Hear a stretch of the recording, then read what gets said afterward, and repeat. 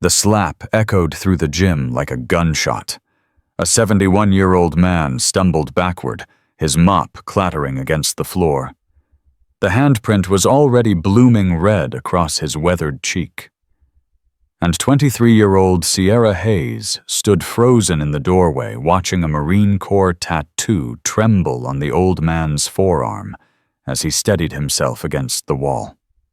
She had come to Phoenix to keep a promise to a dead man. She had no idea that promise would begin with war. This is Ironclad MMA Academy, Tuesday afternoon, and everything is about to change. If you want to see what happens when a bully picks the wrong cleaning lady, subscribe to my channel and stay until the end. Comment your city below so I can see how far this story travels. Now let's begin. The mop hit the floor before Walter Chen did. He caught himself against the wall, one hand pressed flat against the cold concrete, the other rising instinctively to touch his cheek. The skin was already hot, already swelling. He could taste copper where his teeth had cut the inside of his mouth. Marcus Blackwood stood over him, 6 feet 2 inches of muscle, and contempt, his hand still raised from the blow. "What did I tell you about watching where you're going, old man?" Walter didn't answer. He had learned a long time ago that answering only made things worse. He kept his eyes down, focused on the puddle of dirty mop water spreading across the gym floor. The water that had splashed onto Marcus's pristine white sneakers. The water that had earned him this. "Look at me when I'm talking to you." Walter looked up. His eyes were steady, controlled, the eyes of a man who had seen worse than this in jungles that still haunted his dreams. But his hands shook. They always shook now. "I'm sorry, Mr. Blackwood. It was an accident." "An accident?" Marcus laughed, but there was no humor in it. "You've been working here 3 months and you still can't mop a floor without making a mess. What's wrong with you? Are you stupid or just useless?" The students lining the walls said nothing. They watched with the uncomfortable silence of people who knew they were witnessing something wrong, but lacked the courage to intervene. Some looked away. Others pretended to adjust their gear. One young man, barely 20, opened his mouth as if to speak, then closed it again. Walter bent slowly to pick up his mop. His knees protested. His back ached. 71 years of hard living had taken their toll, and the medication he took for nightmares made everything slower, heavier, harder. "I'll clean it up right away, sir." "You'll do more than that." Marcus stepped closer deliberately, placing his foot in the puddle, grinding dirty water into the mat. "You'll stay late tonight and clean this entire gym top to bottom. No extra pay. Consider it a lesson in paying attention." "Yes, sir. And if I ever see you embarrass me in front of my students again." Marcus leaned down until his face was inches from Walter's. "I'll make sure you never work in this city again. You understand me, I know people. One phone call and you're unemployable. A 70-year-old bum with nothing but a mop and a social security check that won't cover rent." Walter's jaw tightened. For just a moment, something flickered in his eyes. Something old. Something dangerous. The ghost of a young Marine who had killed men in rice paddies and never lost a night's sleep over it. But the ghost faded. It always did now. "I understand, Mr. Blackwood."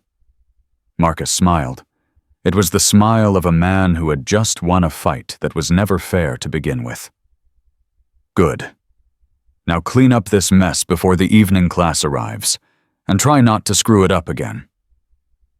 He turned and walked toward his office, leaving Walter alone with his mop and his shame and the eyes of 30 students who had watched a 71-year-old veteran get slapped across the face and done nothing. Walter knelt slowly and began to mop. His hands wouldn't stop shaking. Sierra Hayes had seen men die. She had held her swim buddy's hand as blood pumped from wounds that combat medicine couldn't fix. She had pulled triggers in rooms where the only light came from muzzle flashes. She had earned her trident in places the government would never acknowledge, doing things that would never appear in any official record. But watching a 71-year-old Marine get slapped by a gym owner made her feel something she hadn't felt since Yemen. Rage. Pure, cold, controlled rage. She stood in the doorway of ironclad MMA Academy wearing an oversized hoodie and faded jeans, her hair pulled back in a messy ponytail. She looked like a college student. That was the point. Nobody looked twice at a girl who looked like she'd wandered in from a nearby campus. Nobody saw a Navy SEAL. The dog tags in her pocket felt heavy. They belonged to Jason Chen, Walter's grandson, the man who had saved her life 4 months ago in a safe house in Yemen that wasn't supposed to exist. Jason's last words still echoed in her dreams. "Find my grandfather. Tell him I forgive him. Take care of him, Ghost. Promise me." She had promised, and Sierra Hayes kept her promises. She watched Walter kneel to clean up the water, watched his hands tremble, watched the red mark on his cheek slowly darken into a bruise. She saw the Marine Corps tattoo on his forearm. The eagle globe and anchor. Faded now, the ink turned pale blue-green from decades of sun and hard living, but unmistakable. A Force Recon Marine reduced to being slapped by a gym owner with an ego problem. Sierra's fingers curled into fists at her sides. She started walking. The young man who had almost spoken up noticed her first. He was maybe 20, lean and nervous, with the kind of posture that suggested military background despite his youth. He watched the small woman in the hoodie cross the gym floor with deliberate steps, heading straight for the old janitor. "Hey," he said softly. "Hey, miss, you probably shouldn't." Sierra ignored him.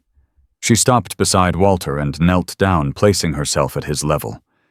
He flinched when he saw her, the automatic reaction of a man who expected every approach to bring more pain.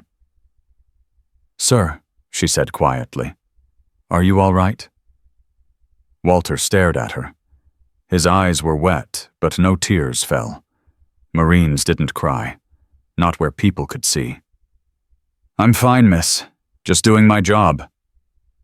"He hit you." "It was my fault. I wasn't watching where I was going." "No, sir." Sierra's voice was gentle but firm. "It was assault. And it wasn't your fault." Walter shook his head slowly. "Miss, I appreciate the concern, but you should go. You don't want to get involved in this. Mr. Blackwood, he's not a man you want to cross. I've crossed worse men than him." Something in her tone made Walter look at her more carefully. Really look. He saw a young woman, maybe 23, small and unassuming.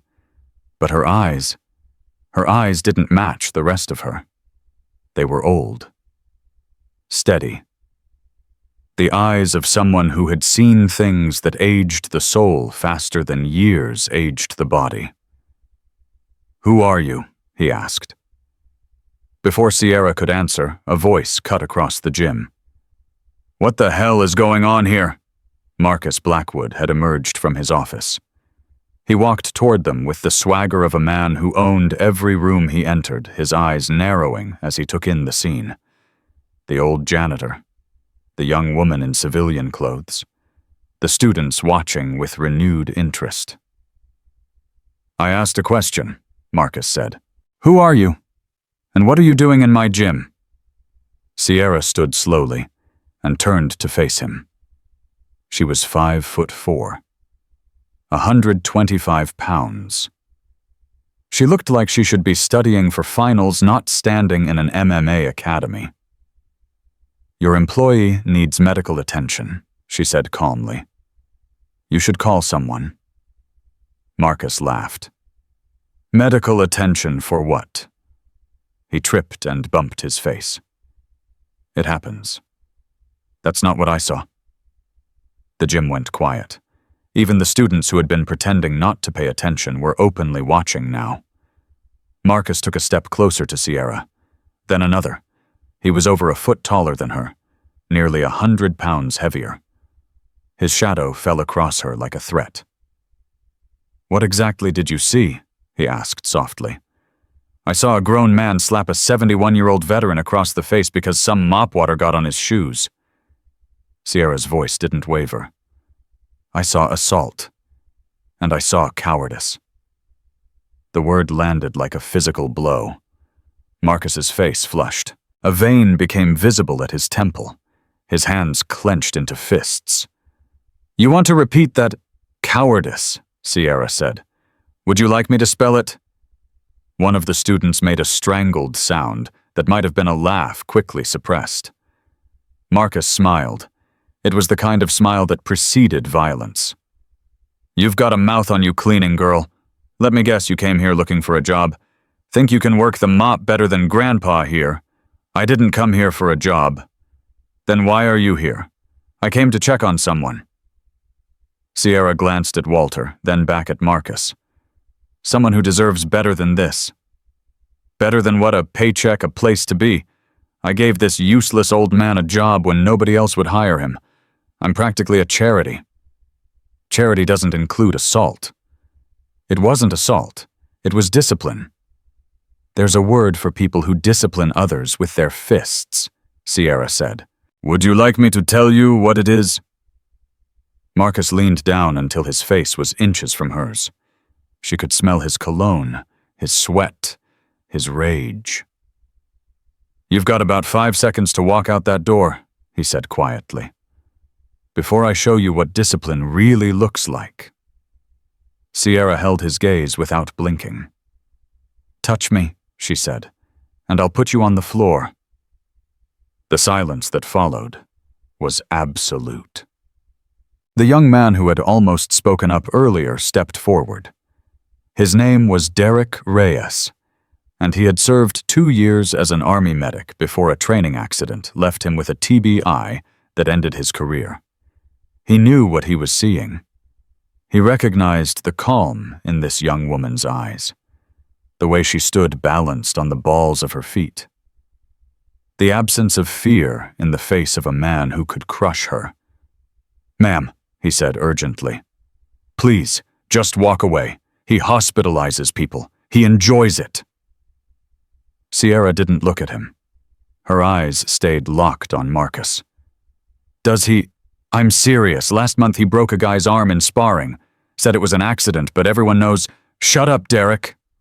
Marcus didn't take his eyes off Sierra. "Unless you want to be next." Derek fell silent, but he didn't move away. He stayed close, watching his hands trembling slightly with the adrenaline of a man who wanted to help, but didn't know how. Marcus smiled at Sierra. 5 seconds are up, cleaning girl." He reached for her.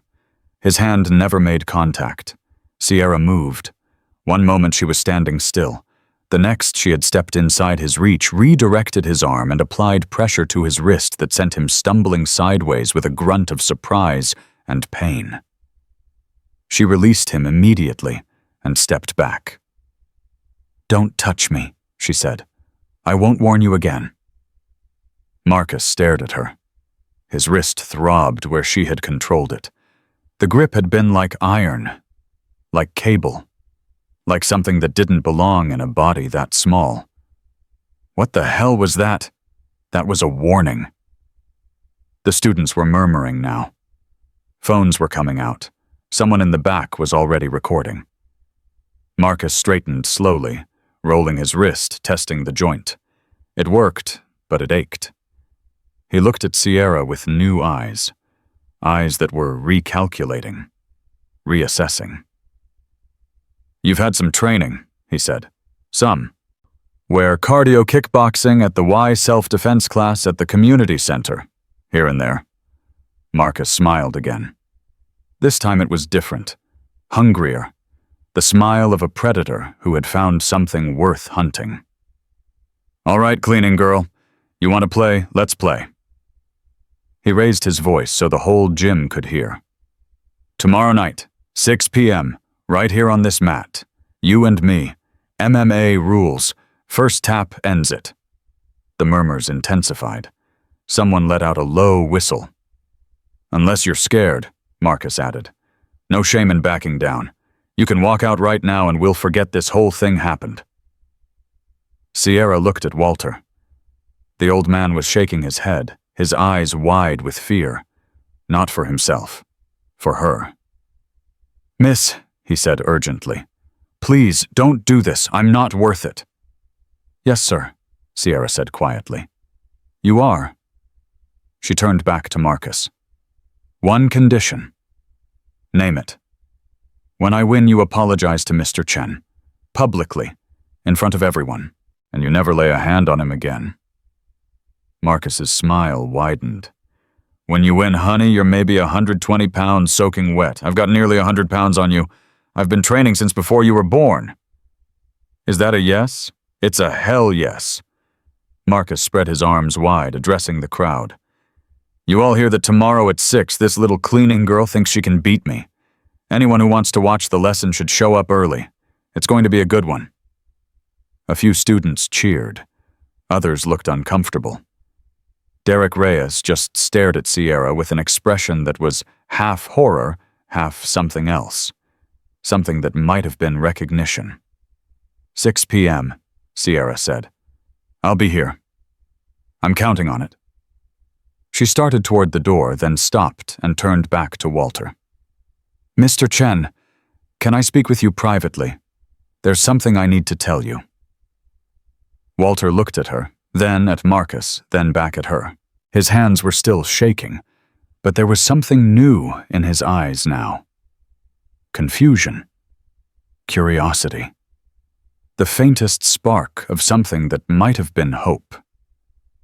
I have to finish cleaning. It can wait, Sierra's voice was gentle. This is more important. Marcus snorted. Go ahead, old man. Take your break. Lord knows you need the rest. Walter hesitated for a long moment. Then slowly, he set down his mop.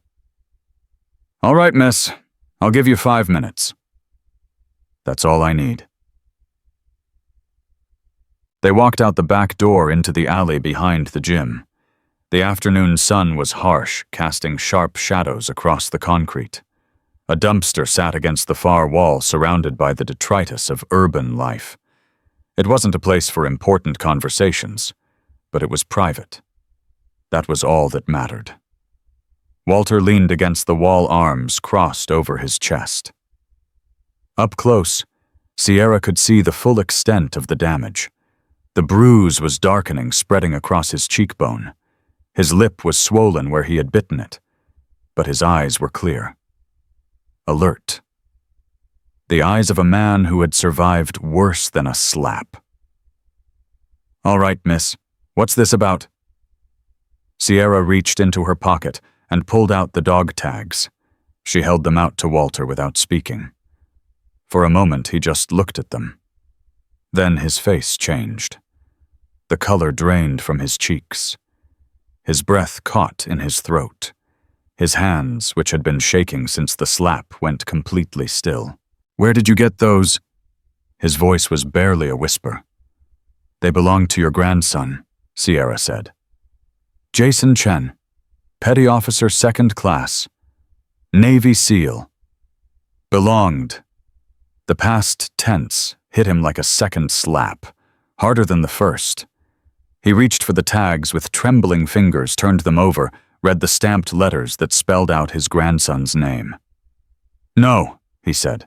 No, that's not possible. Jason is deployed. He's overseas. He's... Mr. Chen. Sierra's voice was soft. Careful. Jason was killed in action 4 months ago. Yemen. I was there. I was with him when he died. Walter's knees buckled. Sierra caught him before he hit the ground, easing him down against the wall. He sat there in the dust, and the shadow clutching his grandson's dog tags to his chest. his whole body shaking. "No," he said again. "No, no, no. I've been writing him letters. I've been waiting for him to call. I've been—" "I know, sir. I know." 4 months. Walter looked up at her, his eyes wet, his voice cracking. "He's been dead for 4 months and nobody told me." The notification went to his ex-wife, "Your daughter. You weren't listed as next of kin." Sierra knelt beside him. "The system failed you, sir. I'm so sorry." "My daughter—" Walter laughed, but it was a broken sound. "She hasn't spoken to me in 20 years, since her mother— since I—" He couldn't finish. His hand pressed flat against his chest where his heart was trying to beat its way out of his rib cage. "How?" he finally asked. "How did he die?" Sierra was quiet for a moment. She had rehearsed this conversation 100 times in her head, but no amount of preparation made it easier. "We were conducting a raid on a suspected insurgent safe house. Jason identified a threat that I missed, an enemy combatant in a concealed position about to fire on our team." She paused. "He stepped into the line of fire to protect us. Took 3 rounds to the chest and abdomen. Our medic did everything possible, but the wounds were too severe." Walter closed his eyes. A tear escaped and traced a line down his weathered cheek. "Did he suffer?" "Yes, sir. But not for long, maybe 3 minutes from the first shot to the end. He was conscious. He knew what was happening." "Did he say anything?" This was the moment. The words that would either save this man or destroy him. "He asked me to find you," Sierra said. "To tell you that he loved you. That he understood why you fought, why you pushed him away. That he forgave you for everything." Walter's breath caught.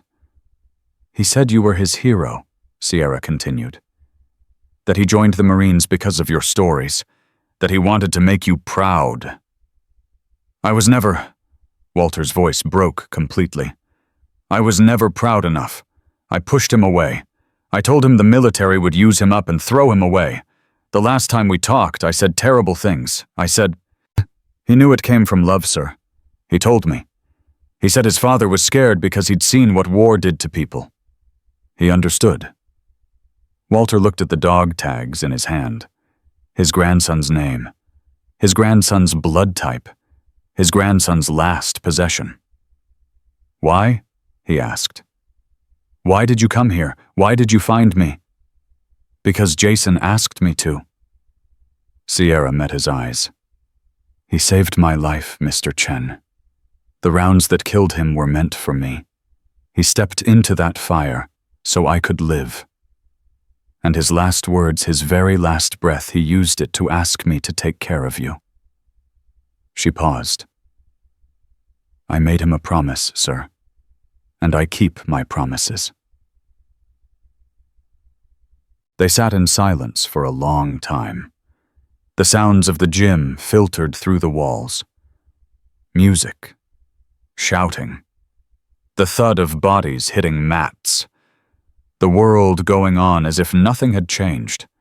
As if a 71-year-old man hadn't just learned that his grandson was dead and buried and gone forever. Finally, Walter spoke. "You shouldn't fight him tomorrow."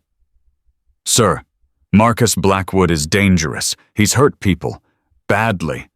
And you're just you're a what, sir?" Walter looked at her. Really looked. And for the first time he saw past the oversized hoodie and the messy ponytail and the young face. He saw the way she held herself, the calm in her eyes, the absolute absence of fear.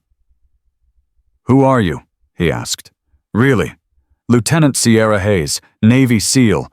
I was Jason's swim buddy during training. We went through Hell Week in the same boat crew." She paused. "I was with him on his last mission. I was the one he saved." Walter stared at her. "You're a SEAL." "Yes, sir." "But you're just a girl." Sierra smiled slightly. "I get that a lot. And tomorrow you're going to fight a man twice your size because he slapped me." I'm going to fight him because he needs to learn that strength isn't about dominance. It's about protection. Sierra stood and offered her hand. And because I made a promise to your grandson that I would take care of you. That means not letting anyone hurt you. Not ever again. Walter took her hand and let her help him up. He was still shaking, still reeling from the news, still trying to process a grief that was 4 months old and brand new all at once. But something else was there too. Something that felt almost like hope. "Miss Hayes," he said quietly. "Thank you for telling me, for keeping your promise, for being there when my grandson needed someone." "I wish I'd been faster, sir." "So do I." Walter's voice hardened slightly. "But you weren't. And Jason made his choice. Don't dishonor his memory by pretending you had control over what he decided to do." Sierra nodded slowly. The door behind them opened. Derek Reyes stood there, his face pale. "Ma'am," he said urgently, "I don't know if you know what you're getting into tomorrow, but you need to understand something. Marcus Blackwood doesn't just fight to win. He fights to destroy. Last year, a guy challenged him to a sparring match, and Marcus beat him so badly he spent 3 weeks in the hospital. Broken orbital bone, collapsed lung. Marcus called it an accident, but everyone knows the truth. Thank you for the warning, Derek. You're really going through with this." Sierra looked at Walter, at the bruise darkening on his cheek, at the dog tags clutched in his trembling hands. "Yes," she said, "I am." Derek shook his head. "Then God help you, ma'am, because Marcus Blackwood won't." He went back inside. Walter and Sierra stood alone in the alley, the setting sun casting long shadows across the concrete. "I should get back to work," Walter said quietly. "Marcus will fire me if I take too long." "You don't have to go back there, sir. I can help you find another job." "I'm not a charity case, Miss Hayes." "No, sir. You're a Marine, and Marines help each other. That's not charity. That's family." Walter was quiet for a moment. Then slowly he reached out and placed his hand on her shoulder. "Jason was lucky to have you as a teammate." "I was lucky to have him, sir. Be careful tomorrow. Please. I've already lost him. I can't." He couldn't finish. Sierra covered his hand with her own. "I'll be fine, Mr. Chen, I promise." "Another promise?" "Yes, sir, another promise." Walter nodded slowly. He slipped Jason's dog tags into his pocket, touching them once more before letting them go. Then he turned and walked back into the gym, and Sierra Hayes watched him go. Her hands steady, her heart full of rage and grief, and the cold, clear certainty that tomorrow she would keep her promise, no matter what it cost. The hotel room was cheap and small, and exactly what Sierra needed. She sat on the edge of the bed, staring at her phone. The contact name read Hawk. Colonel Diana Reese, her commanding officer, her mentor. The woman who had pulled her out of foster care at 18 and shown her that strength wasn't about surviving pain. It was about transforming it. Sierra hit the call button. 2 rings. Then the familiar voice, rough from decades of cigarettes she'd quit, but never stopped missing. "Ghost, didn't expect to hear from you so soon." "I found him, Colonel. Walter Chen, Jason's grandfather." Silence on the other end. Then carefully, and he didn't know about Jason. The notification went to his ex-wife. Walter's been writing letters for 4 months to a grandson who's already in the ground. Jesus! I told him, today, watched his whole world fall apart in a dirty alley behind an MMA gym. How'd he take it? Sierra closed her eyes. She could still see Walter's face, the way the color had drained from his cheeks, the way his hands had stopped shaking for the first time all day because his whole body had gone rigid with shock. Like a Marine, she said. Controlled, until he wasn't. And you, how are you taking it? Sierra didn't answer right away. The question cut deeper than Diana probably intended. I picked a fight, she finally said. What kind of fight? The gym owner. Big guy MMA background. He slapped Walter across the face right in front of me. Called him useless. Treated him like garbage. And you stepped in. I had to. No, Ghost. You didn't have to, you chose to. Diana's voice softened slightly. What are you really doing out there? Are you keeping a promise, or are you punishing yourself for surviving? The question hung in the air like smoke. Both, Sierra admitted. Maybe both. Pain isn't penance, Ghost. You know that. I know what I know. Doesn't change what I feel. Diana was quiet for a moment. When's this fight happening? Tomorrow, 6 p.m. You need backup. For a gym rat with an ego problem, I think I can handle it. That's not what I asked. I asked if you need backup. Someone in your corner. A friendly face. Sierra felt something tighten in her chest.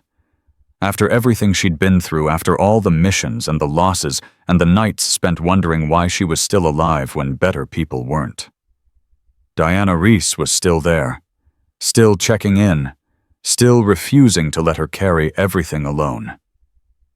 I wouldn't say no to company, Colonel. I'll be there at 17:30. Try not to start any more fights before I arrive.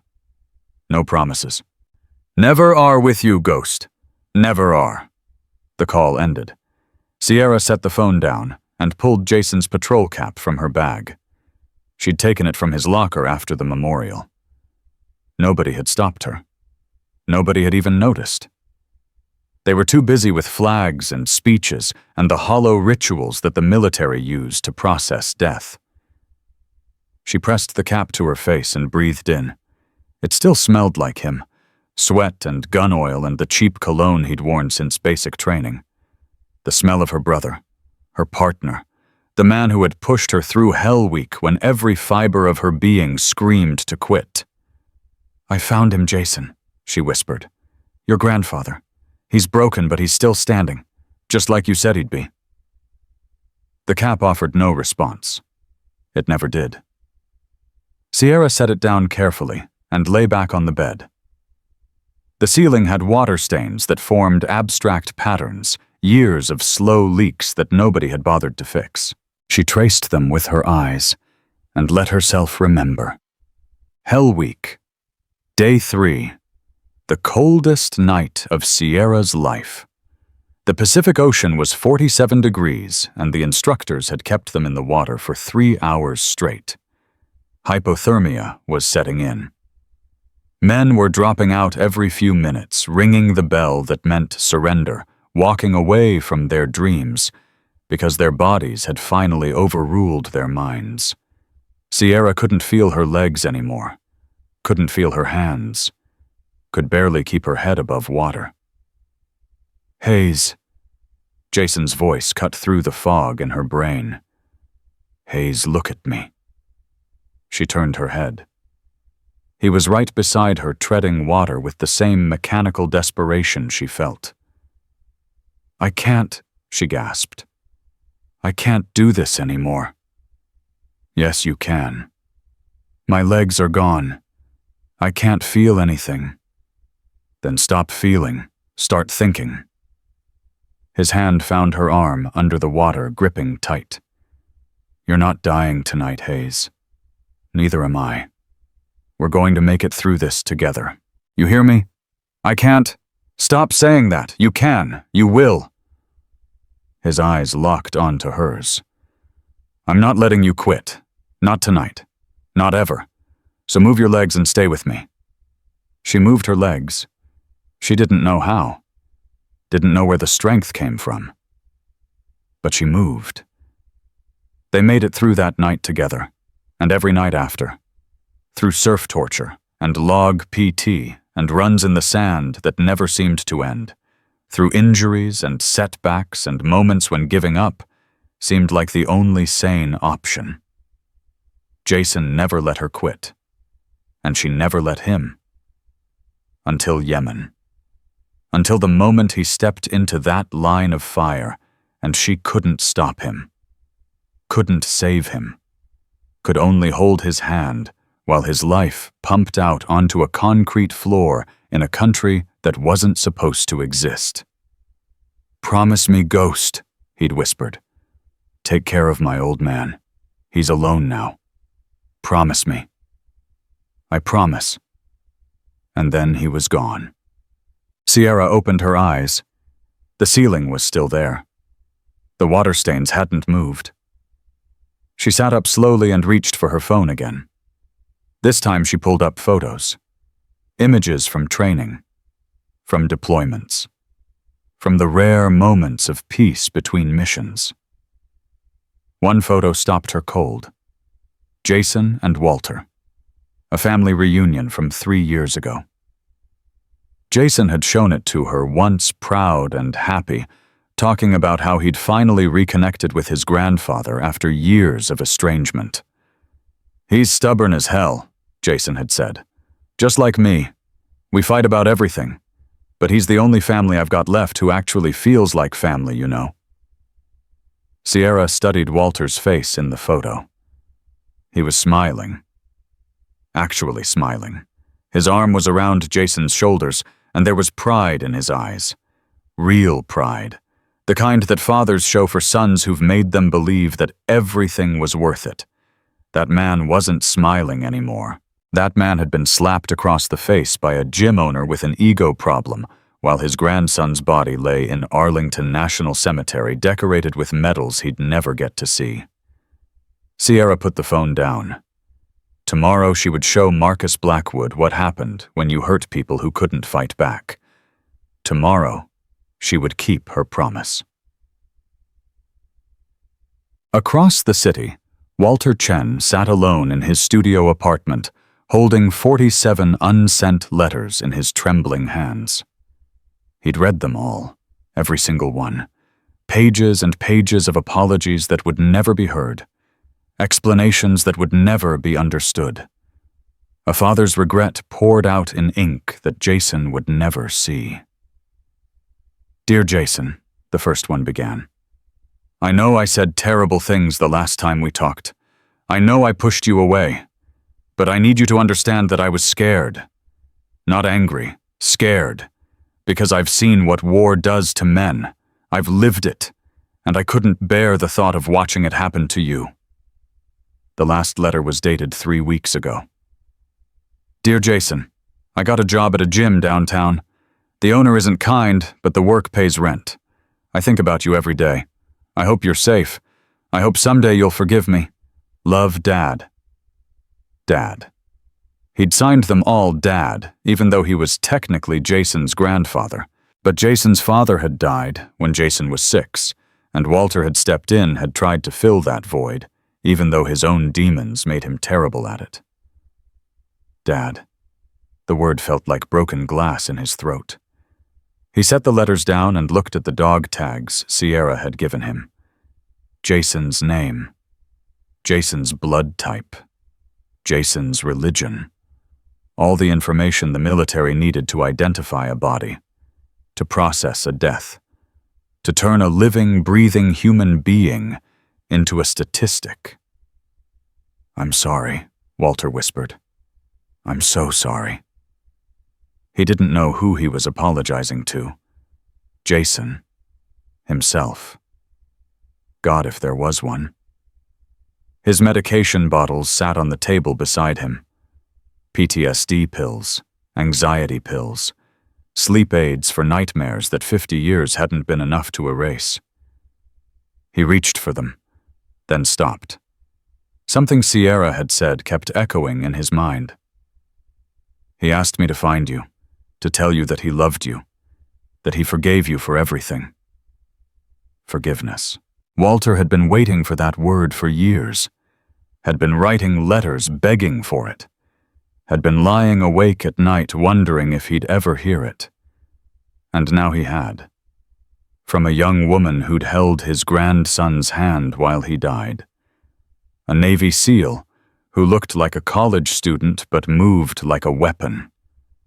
A stranger who'd walked into a gym and challenged a bully twice her size because she'd promised a dying man she'd protect his grandfather.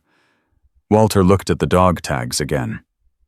"You always did know how to pick your friend's son," he said quietly. Even at the end. He put the letters away, took his medication, lay down on the Murphy bed with its military corners, and stared at the ceiling until the pills dragged him down into something that wasn't quite sleep, but wasn't quite waking either. Tomorrow, he would go back to the gym. Tomorrow, he would watch a 23-year-old woman fight for his honor. And for the first time in 4 months, Walter Chen wasn't sure if he should pray for her victory or beg her to run. Marcus Blackwood couldn't sleep either. He sat in his home gym replaying the moment when that woman had redirected his grab like it was nothing. Like he was nothing. The way she'd applied pressure to his wrist, controlled and precise, making him stumble like a white belt who'd never trained a day in his life.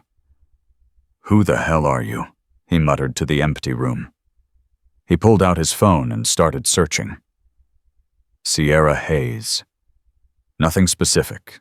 No social media, no competition records, no gym affiliations. It was like she didn't exist. He tried different search terms. Female MMA fighters, self-defense instructors, military combative specialists. Nothing matched the woman he'd seen. Nothing explained how someone that small could move with that kind of confidence. His sister's voice interrupted his thoughts. "Still obsessing?" Nicole stood in the doorway, arms crossed. She was 32, a nurse at the VA hospital, and she'd spent her entire adult life watching her brother become someone she didn't recognize. "I'm not obsessing. I'm researching. For 3 hours, Derek, it's almost midnight. It's Marcus. It's Derek. That's what Mom named you. That's who you were before you decided Derek wasn't tough enough." He turned to face her. "What do you want, Nicole?" "I want to understand why you slapped a 70-year-old man today. I want to understand why you're picking fights with women half your size. I want to understand what happened to my brother." "Nothing happened. Dad would be ashamed of you." The words hit like a punch to the gut. "Don't," Marcus warned. "Don't bring him into this. Why not everything you do is about him? The gym, the trophies, the constant need to prove you're the toughest person in every room." Nicole stepped closer. "Dad was a firefighter, Derek. He saved lives. He protected people. And you? You slap old men and bully your students and call it discipline. I'm building something here. You're destroying something here, including yourself." Marcus stood abruptly, knocking his chair backward. "You don't understand. You've never understood. Dad died being a hero. Everyone knows his story. The 3 bullets, the partner he saved, the funeral with the flags and the speeches. And what did I do? I opened a gym. I teach people how to choke each other out. That could be meaningful work, if you did it with honor." "Honor," Marcus laughed bitterly. "Honor doesn't pay the bills. Honor doesn't fill the seats. People don't come to my gym because I'm honorable. They come because I'm dangerous, because they know I can back up every word. And tomorrow when you fight this woman, what are you going to prove? That what happened today was a fluke, that she got lucky with one move. What if she didn't?" Marcus was quiet for a long moment. "She did," he finally said. "She had to." Nicole shook her head slowly. "That old man, the janitor, do you even know his name? Walter something?" "Walter Chen. He's a Marine Corps veteran. Force Recon. 3 tours in Vietnam. He served this country while you were still in diapers and you slapped him across the face because some water got on your shoes." "How do you know all that?" "Because I actually talk to people, Derek. Because I see them as human beings, not just obstacles or employees or targets." She turned to leave, then stopped at the doorway. That woman who challenged you. I watched the video someone posted online. The way she moved. The way she stayed calm when you got in her face. Nicole met his eyes. She wasn't scared of you. Not even a little. And that should terrify you more than anything else. She left. Marcus stood alone in his home gym, surrounded by equipment that suddenly felt meaningless. Trophies that represented victories in competitions that didn't matter. Photos of himself posing with championship belts that his father had never lived to see. His phone buzzed. Instagram notification. His post about tomorrow's fight had gone viral. Thousands of comments, hundreds of shares.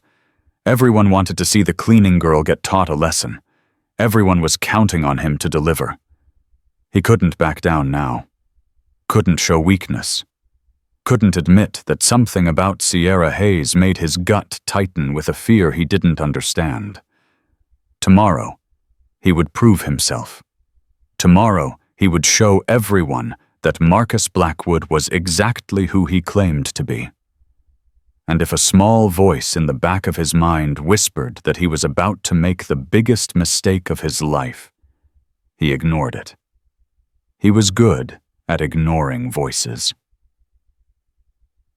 Dawn came slowly to Phoenix. Sierra was awake before the sun running through empty streets, with the kind of desperate energy that came from trying to outpace thoughts she couldn't escape. She ran until her lungs burned, and her legs screamed, and her mind finally went quiet. By 7 a.m., she was showered and dressed, sitting in a coffee shop 2 blocks from Ironclad MMA, watching the entrance through the window. Students arrived throughout the morning. Young men, mostly. Confident in that particular way that came from training with someone who'd convinced them that violence was the highest form of expression. Derek Reyes arrived at 9. He paused at the entrance, looked around as if searching for something, then went inside. At 10, Marcus pulled up in his BMW. He got out slowly, rolling his shoulders, cracking his neck, playing the part of the champion preparing for battle. And at 10:30, Walter Chen shuffled into view. He looked worse than yesterday. Older, more fragile, the bruise on his cheek had darkened to purple, and he walked with the careful steps of a man who expected the ground to give way beneath him at any moment. He paused at the entrance, staring at the door like it was an enemy he wasn't sure he could face. Then he squared his shoulders, lifted his chin, and walked inside. Something in Sierra's chest twisted. That was Marine Corps training.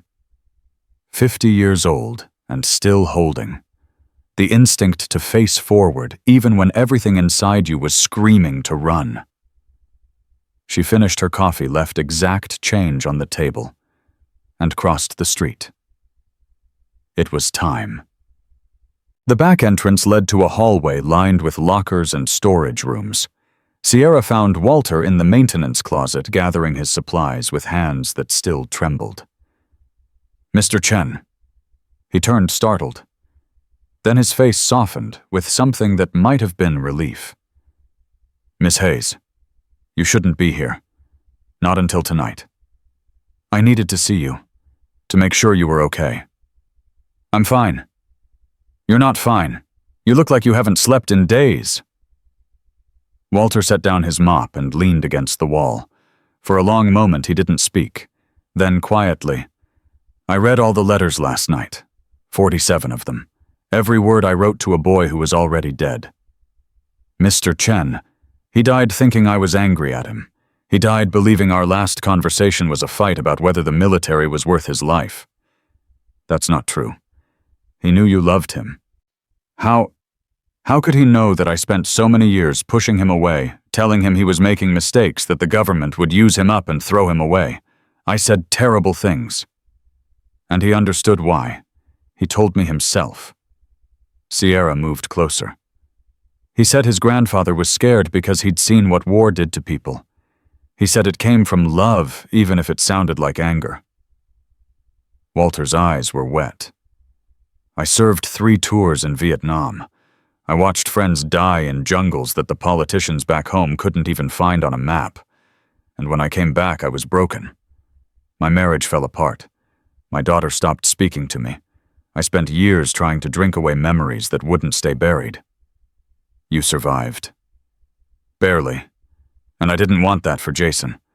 I didn't want him to end up like me, alone, haunted, waking up at night in a cold sweat, reaching for a weapon that isn't there. He didn't end up like that. No. Walter's voice cracked. He ended up dead, 28 years old, buried in a cemetery I didn't even know about until yesterday. Sierra reached out and placed her hand on his shoulder. He died saving lives, Mr. Chen. He died being exactly the kind of man you raised him to be. Not broken, not haunted, brave, honorable. The kind of warrior who steps into fire so others don't have to. Walter looked at her for a long moment. Then slowly he reached up and covered her hand with his own. Tonight, he said quietly. When you fight Marcus, be careful. Please, I've already lost Jason. I can't. He couldn't finish. I'll be careful, sir. I promise. Another promise? Yes, sir. Another promise. Walter nodded slowly. He picked up his mop and bucket, preparing to return to work that would grind him down while a man who'd slapped him counted the hours until he could prove his dominance again. Miss Hayes, he said at the door. Thank you for coming here, for telling me about Jason, for standing up when no one else would. Thank you, sir. For what? For raising the man who saved my life. Walter's breath caught. He nodded once, unable to speak, and walked out into the hallway. Sierra watched him go. 6 hours until the fight. 6 hours until she kept her promise. And somewhere in the gym above her, Marcus Blackwood was training for a battle he thought he understood against an opponent he couldn't begin to imagine. The gym was packed by 5:30. Word had spread through every MMA community in Phoenix. Social media had done the rest. Marcus Blackwood's post had been shared thousands of times, and now over 100 people crammed into a space designed for 40 lining the walls, sitting on equipment phones already out and recording. They wanted blood. They wanted to watch a man twice her size teach a woman her place. They had no idea what they were about to witness. Colonel Diana Reese arrived at exactly 17:30, just as she'd promised. She moved through the crowd without drawing attention, her silver-gray hair pulled back tight. Her pale blue eyes scanning the room with the tactical awareness of someone who'd spent 32 years in special operations. She found a spot against the back wall where she could see everything and be seen by no one. Sierra noticed her immediately. Their eyes met across the room. Diana gave her a single nod. You've got this, Ghost. Walter stood near the maintenance closet, still wearing his work uniform, his hands clasped in front of him so tightly his knuckles had gone white. The bruise on his cheek was darker now, almost black in places, a permanent reminder of why they were all here. Derek Reyes positioned himself near the front of the crowd, close enough to intervene if things went wrong. He'd served 2 years as an army medic. He knew what injuries looked like, knew how fast a controlled sparring session could become something else entirely. And Marcus Blackwood stood in the center of the mat, bouncing on his toes, throwing sharp combinations into the air.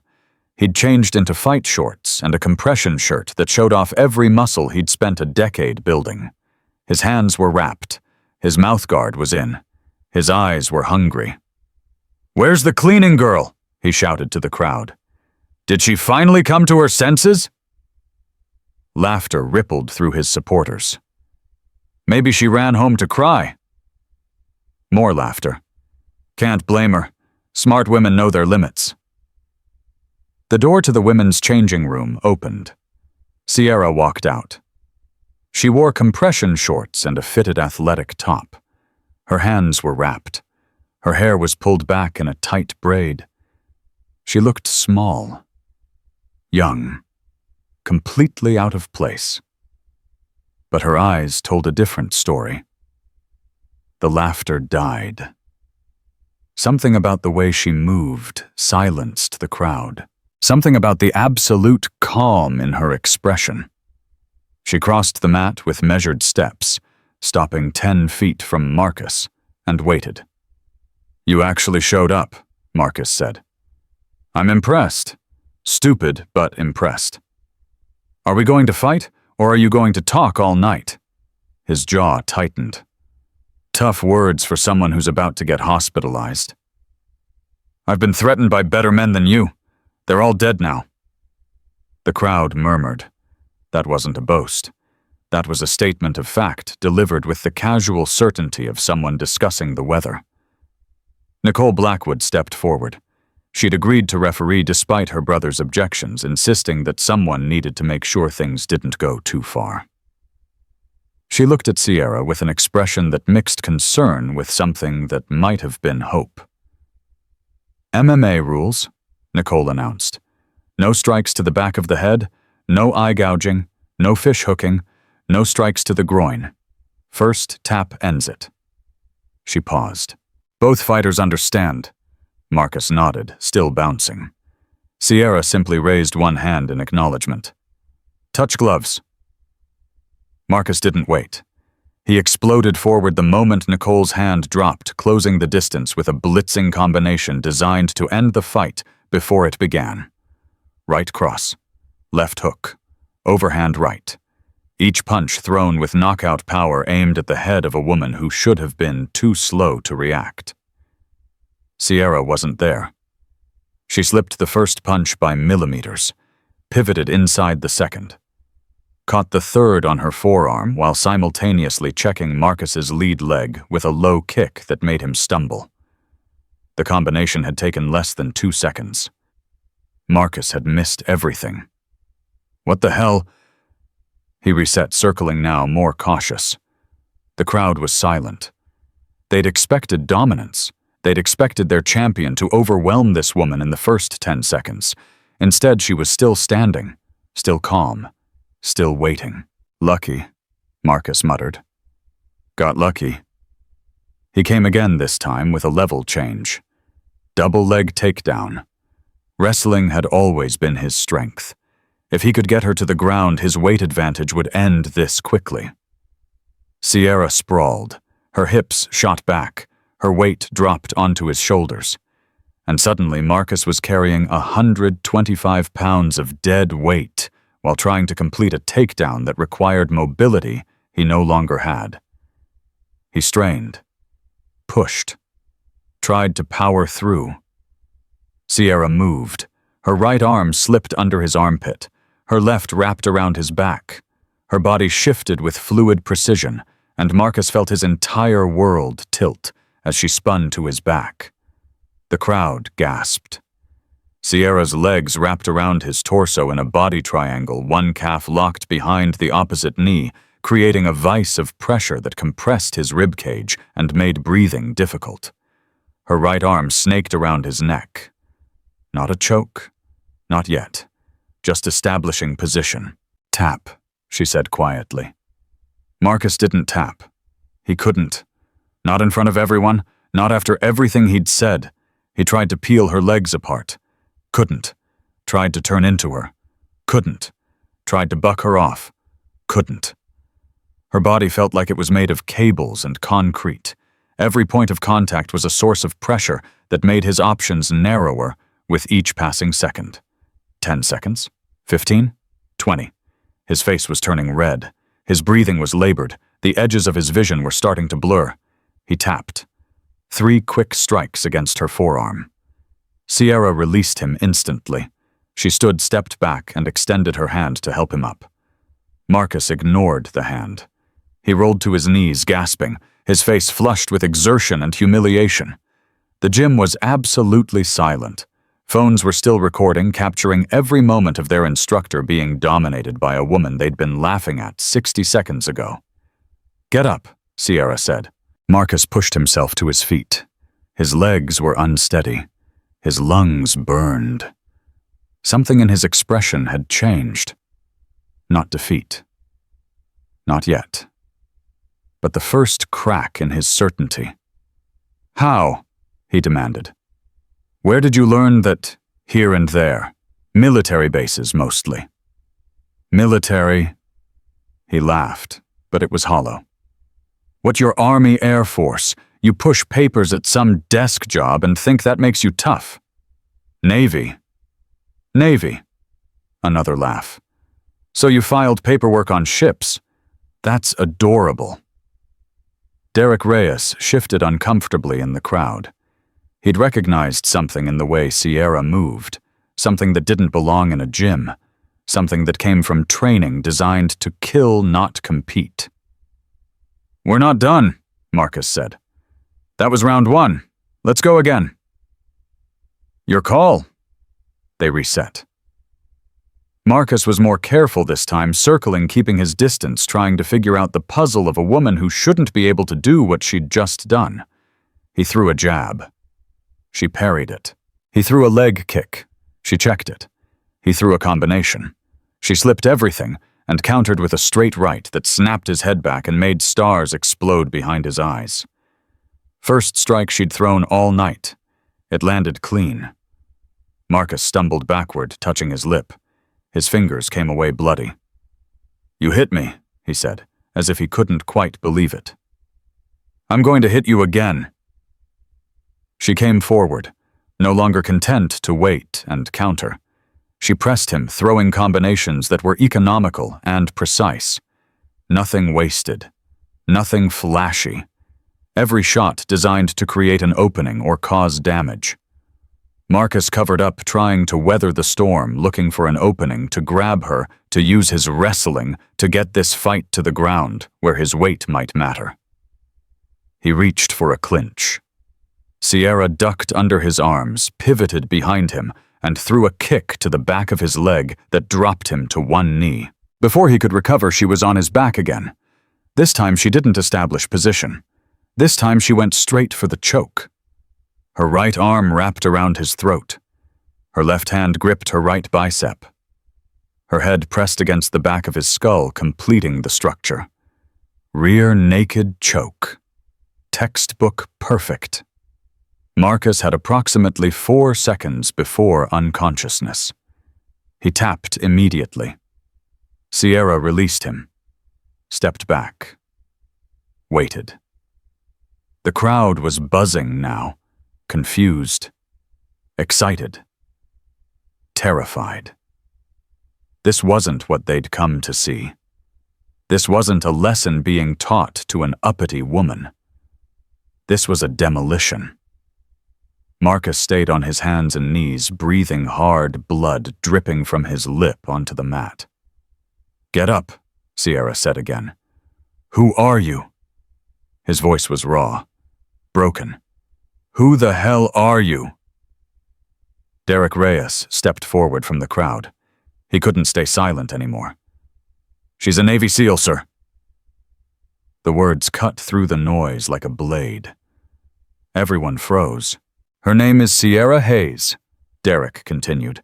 "Petty Officer 2nd Class, SEAL Team 3. She's the youngest woman to ever complete BUDS training. Her combat deployments are classified, but the rumors say she's got more confirmed kills than half this room combined." Marcus stared at Sierra from his knees. His mouth opened, closed, opened again. "You're a SEAL." "Yes." "But you're a woman, small, young." Sierra's voice was level. "You made a lot of assumptions about me, Marcus, based on what I look like, what you thought I was capable of. You did the same thing to Mr. Chen. Assumed he was weak because he's old. Assumed he was worthless because he cleans floors for a living." She stepped closer. "That man served 3 tours in Vietnam. Force Recon Marine. He was killing enemies in jungles while you were still learning to walk. and you slapped him across the face because some mop water got on your shoes. The crowd was absolutely silent. His grandson was Jason Chen, Navy SEAL, my swim buddy, my brother in arms. Sierra's voice cracked slightly. He died 4 months ago, saving my life. Took 3 rounds that were meant for me because that's what warriors do. They protect people. They sacrifice for people. They don't humiliate them. Marcus's face had gone pale. I didn't know, he whispered. You didn't ask. You never do. You're so busy proving you're the toughest person in the room that you never stop to wonder if anyone else might be carrying weight you can't imagine. She extended her hand again. This time Marcus took it. She pulled him to his feet. He stood there swaying slightly, looking at her with eyes that had lost all their arrogance. Why? He asked. Why didn't you just tell me who you were? Why go through all of this? Because it shouldn't matter. Sierra released his hand. I shouldn't have to be a Navy SEAL for you to treat people with respect. Mr. Chen shouldn't have to be a war hero for you to keep your hands to yourself. Basic human dignity shouldn't require a resume. Walter Chen was walking toward them. The crowd parted for him. This old man in his maintenance uniform with his bruised face and his trembling hands suddenly commanded more respect than anyone in the room. He stopped in front of Marcus. Mr. Blackwood. Marcus couldn't meet his eyes. Mr. Chen, I don't know what to say. I'm sorry. I'm so sorry. Look at me, son. Marcus looked up. Walter's eyes were steady, calm. The eyes of a man who had survived worse than a gym owner's cruelty. I lost my grandson 4 months ago. I found out yesterday. Been writing him letters for months, not knowing he was already in the ground. Walter's voice was quiet, but clear. Miss Hayes came here to tell me. To keep a promise she made to a dying man.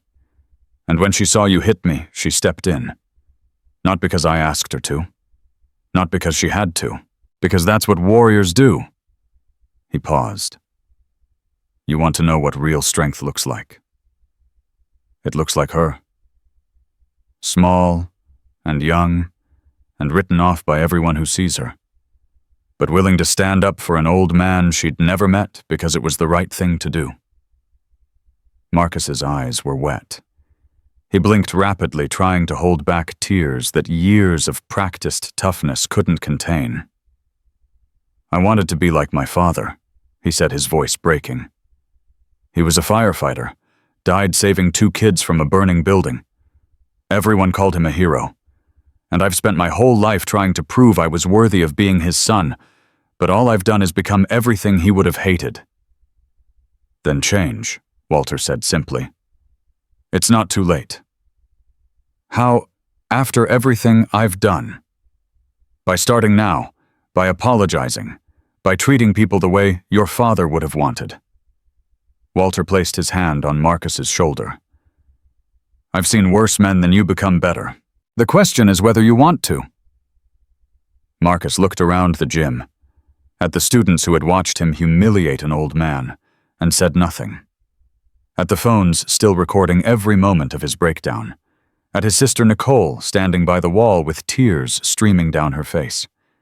And at Sierra Hayes, 5'4", 125 pounds. The woman who had just dismantled everything he thought he knew about strength. I'm sorry, Marcus said loud enough for everyone to hear. To Mr. Chen, to everyone I've bullied, to everyone I've hurt. He looked at Sierra. To you, for underestimating you, for thinking I knew what a warrior looked like. He turned to face the crowd. This gym is going to change, starting now. No more intimidation, no more ego. We're going to train like my father would have wanted, to protect people, to serve people, to be worthy of the strength we've been given. The silence stretched. Then Derek Reyes started clapping. 1 person, then 2, then more. Not everyone joined in. Some of the students looked uncomfortable, uncertain, already planning their excuses for why they'd need to find a new gym. But others were nodding. Others looked relieved, as if they'd been waiting for permission to be something other than what Marcus had demanded. Colonel Diana Reese pushed off from the back wall and walked toward Sierra. The crowd parted for her too, recognizing the bearing of someone who had commanded warriors in places they couldn't imagine. Ghost. Colonel. Well done. I kept my promise. You did more than that. Diana looked at Marcus, at Walter, at the phones still recording. You changed something here. That's rare. That's worth more than any mission. Sierra shook her head slowly. I just did what Jason would have done. Exactly. Nicole Blackwood approached, wiping her eyes with the back of her hand. She stopped in front of Sierra and seemed to struggle for words. Thank you, she finally said. I've been trying to reach him for years, to show him what he was becoming, and you did it in one night. He reached himself. I just gave him a reason to look. Still. Nicole glanced at her brother, who was now talking quietly with Walter, his head bowed, his posture transformed from arrogance to something that looked almost like humility. You gave me my brother back. That's not nothing. Take care of him. He's going to need support while he figures out who he wants to be. I will. Sierra turned to leave. She'd done what she came to do. The promise was kept. The fight was won.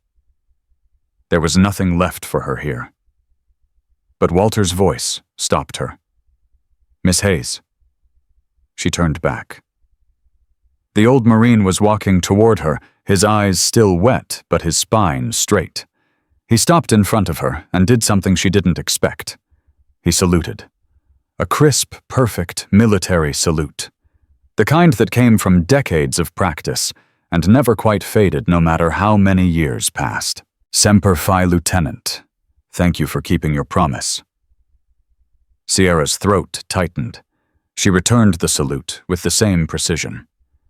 Semper Fi, sir. It was my honor. When they dropped their hands, something had shifted between them. They weren't strangers anymore. They were bound by something deeper than blood, by sacrifice, by loss, by a young man who had loved them both and died believing they would find each other. What now? Walter asked quietly. Now we plan a memorial. Properly. The way Jason deserves. Together. Together, sir. I'm not leaving you alone. That was the promise. Walter nodded slowly. For the first time since Sierra had met him, something that looked like peace settled across his weathered face. Jason always did know how to pick his friends, he said. He was my best friend, sir. My brother. And I miss him every single day. So do I. Walter's voice cracked. So do I. They stood there in the middle of a gym full of people, two warriors bound by grief and honor, while phones recorded and crowds murmured, and the world continued to turn around them. But for just a moment, none of that mattered. For just a moment, they were exactly where they needed to be, keeping a promise to a man who had given everything so they could stand here together. And that was worth more than any victory. 3 days after the fight, Marcus Blackwood stood in front of Walter Chen's apartment door with a paper bag in his hands and no idea what to say. He'd rehearsed this moment a dozen times, practiced apologies in front of his bathroom mirror until the words sounded hollow, even to his own ears. But standing here staring at the peeling paint and the rusted number 2B, everything he'd prepared vanished. He knocked anyway. Footsteps inside. Slow and careful. The door opened 3 inches, stopped by a chain lock, and Walter's face appeared in the gap.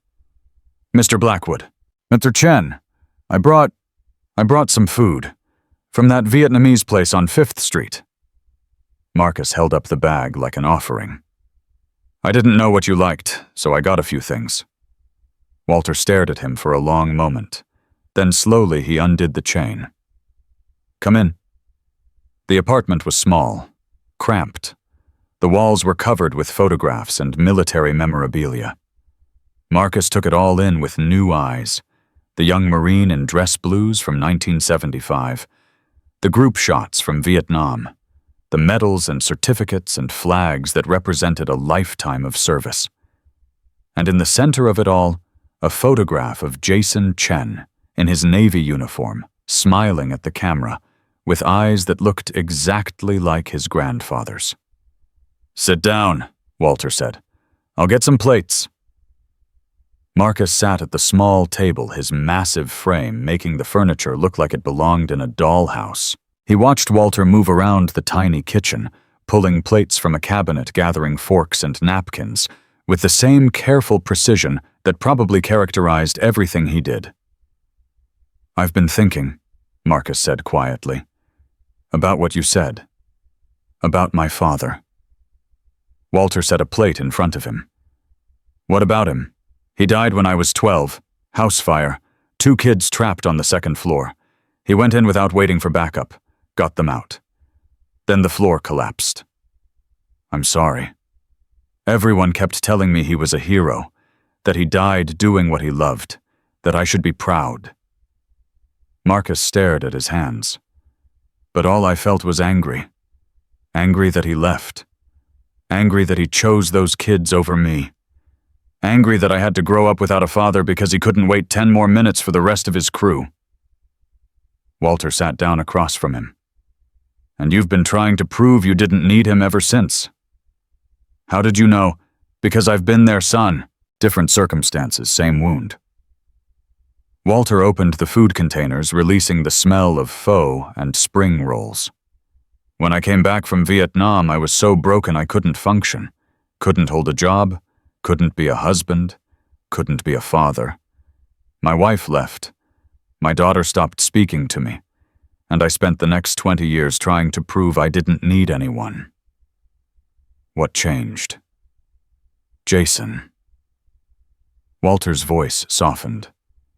"He showed up at my door when he was 18. Said he'd tracked me down through military records. Said he wanted to know his grandfather." A sad smile crossed his face. "I tried to push him away, told him I wasn't worth knowing. But he was stubborn, just like his mother, just like me." "And you reconnected?" "Slowly, painfully, with a lot of mistakes on both sides." Walter picked up his fork, but didn't eat. "The last time we talked, I told him joining the SEALs was a death wish, that the military would use him up and throw him away. I said terrible things, terrible. But he forgave you." "According to Miss Hayes, yes, with his dying breath." Walter's eyes were wet. "I'll never know for sure. I'll never get to hear it from him directly, and I have to live with that." Marcus was quiet for a long moment. Then he said something he'd never said to anyone. "I don't know who I am without the anger." "Then find out." "How?" "By doing what your father did. Protecting people, serving people, using your strength to lift others up instead of pushing them down." Walter met his eyes. "You have a gym full of young men who look up to you. What are you teaching them to be bullies or to be warriors?" The question hit Marcus like a physical blow. He'd never thought about it that way. He'd built ironclad MMA to prove he was tough, to show the world that he didn't need anyone's approval, to fill the void his father had left with trophies and championships and the fear of everyone around him. But what had he actually created? A factory for producing smaller versions of himself. Angry men who confused cruelty with confidence and called it strength. "I want to change," Marcus said, "but I don't know where to start. Start with the people you've hurt. One apology at a time." Walter finally took a bite of his food. "And then build something your father would have been proud of." "Will you help me?" Walter looked at him for a long moment. Then slowly he nodded. "I'll help you, but not as your janitor, as your partner. Partner. Miss Hayes suggested I might be useful teaching something other than mopping floors. She called it warrior ethics, the mindset behind the training, the code that separates fighters from thugs. You'd do that after everything I did to you. Son, I've spent 50 years carrying anger about things I couldn't change. It almost destroyed me. I'm not interested in carrying more. Walter's voice was firm. You hurt me. You admitted it. Now we move forward. That's how warriors do it. Marcus felt something crack open in his chest, something that had been locked away for so long he'd forgotten it existed. Thank you, sir. Don't thank me yet. This is going to be hard work. Changing a culture is harder than changing yourself. Walter stood and retrieved something from the desk by his bed. He came back holding a worn leather journal. This is my Vietnam diary. Everything I saw, everything I did, everything I felt when I thought I'd never feel again. I want you to read it. Marcus took the journal with trembling hands. Why? Because you need to understand what war really does to people. Not the glory, not the heroism, the truth. Walter sat back down. And because Jason would have wanted me to give you a chance. He believed everyone deserved one. You think he'd have forgiven me for how I treated you. I think he'd have kicked your ass first, then forgiven you. Walter almost smiled. He was like that, hot-tempered, but big-hearted, just like his grandfather used to be. They ate in silence for a while. Two men from different generations, different wars, different wounds, but connected now by something neither of them had expected. Redemption. The word felt foreign to Marcus. He'd spent so long building walls that he'd forgotten what it felt like to have someone offer a door instead. Mr. Chen, he said finally, I'd like to attend Jason's memorial, if that's appropriate. Walter set down his fork. I'd like that too. I think he'd have wanted you there. Why, he never met me? No, but he knew people like you. Angry, lost, looking for something to prove. Walter's eyes were distant. He had a way of seeing through the armor, finding the person underneath. Miss Hayes says he saved her life because that's what warriors do. But I think it's simpler than that. He saved her because he saw someone worth saving. And you think he'd have seen something in me? I think you're asking the question. That's a start. Marcus looked down at the journal in his hands. 50 years of pain and survival and hard-won wisdom. A gift from a man he'd slapped across the face 3 days ago. I don't deserve this. Nobody deserves anything, son. We just get what we get and do our best with it. Walter reached across the table and placed his hand on Marcus's arm. The question isn't whether you deserve a second chance. The question is what you're going to do with it. Marcus met the old man's eyes. For the first time since his father died, he felt something other than anger. He felt hope. I'm going to build something worth building, sir. I promise. Then let's get to work. The memorial planning began the next morning. Sierra had transformed Walter's small apartment into a command center. Papers spread across every surface, phone numbers, venue contacts, lists of names that needed to be notified. Fort Bliss has space available 2 weeks from Saturday, she said, tapping her phone. I've already coordinated with the base chaplain. Full military honors. Walter sat at his table holding Jason's dog tags. He'd barely let go of them since Sierra had given them to him. Will his team be there? Everyone who's stateside. Colonel Reese is handling the notifications personally. Sierra paused. There's something else we need to discuss. What? Jason's mother. Your daughter. She needs to know about the memorial. Walter's face went pale. Sarah hasn't spoken to me in 20 years. She's still his mother. She has a right to be there. She blames me. For everything. For the divorce. For not being there when she needed me. for Jason joining the military in the first place. Maybe. But this isn't about old grievances. This is about saying goodbye to her son. Sierra's voice was gentle, but firm. And it's about you. Don't you think it's time to stop running from your family? I'm not running. You've been hiding in a studio apartment working as a janitor for 3 years. You never told Jason where you were living. You never reached out to Sarah. Sierra sat down across from him. That's not survival, sir. That's surrender. The words stung because they were true. I don't know what to say to her. You don't have to say anything. Just show up. Let her know the memorial is happening. Let her decide if she wants to come.